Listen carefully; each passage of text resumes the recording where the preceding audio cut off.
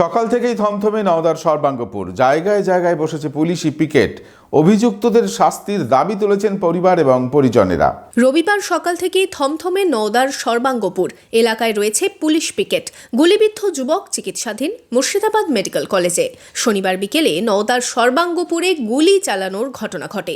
গুলিবিদ্ধ হন রিন্টু বিশ্বাস নামে এক যুবক। তৃণমূল নেতার বাড়ি থেকে গুলি চালানোর অভিযোগ ওঠে।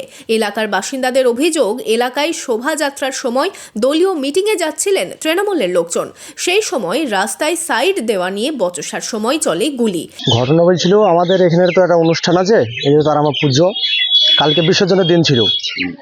তা আমরা সবাই সব রাস্তা দিয়ে নাচানাচি করছিলাম, আসছিলাম দিয়ে তখন ওই গাড়িটা যাচ্ছিল, গাড়িটা একটু জামে পড়ে একটু সাইড পাচ্ছিনি, হয়তো 5 মিনিট লেট হয়েছিল আর কি। হ্যাঁ, তা এরকম ওরা রাগ বসতো, তখন ওরা ওদেরকে গুলি টুলি ছুরি মেরে পালিয়ে যায়। ওরা কারা তা চিনতে পারেনি। ওরা টিএমসি পার্টির লোক, ওরা মিটিংয়ে যাচ্ছিল আর কি। ঠাকুর যাচ্ছিল, গান বাজনা ছিল, অনেক মানুষজন।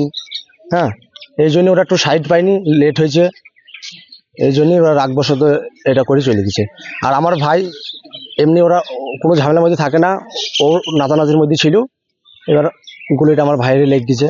দুটো গাড়ি মানে যাচ্ছিল, আমাদের মানে গ্রাম পরিক্রমার যে সমস্ত ছেলেপিলুরা ছিল তো পাশাপাশি আসছিল, যখন একটা সাইড দেওয়ালে ঘটনা হয়, সেই মানে সেখানে একটা বড় সৃষ্টি হয় ওখান থেকে।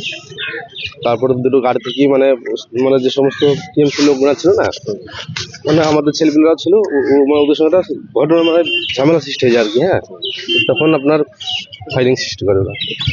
ছিল গাড়িতে আপনার মিটিং করার লোকগুলোই ছিল, মানে হয়তো মিটিং এ যাচ্ছিল, নেতাকে ছিল, হাবির মাস্টার ছিল নাকি ওরকম কিছু দেখি না আর কি। মানে মিটিং এর যে সমস্ত লোকগুলো ছিল না, মানে হয়তো যাই ওরা ওরকম কিছু ছিল।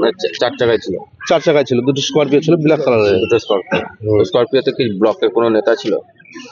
অতটা ঝামেলার মধ্যে দেখতে পাইনি, কিন্তু ওটা একবার আপনার মানে মিটিং এ যাচ্ছিল এরকম একটা গাড়ি টিএমসি। এই ঘটনায় উত্তেজনা ছড়ায় এলাকায়। ঘটনাস্থলে পৌঁছয় বিশাল পুলিশ বাহিনী। গুলিবিদ্ধ যুবক মেডিকেল কলেজে চিকিৎসাধীন।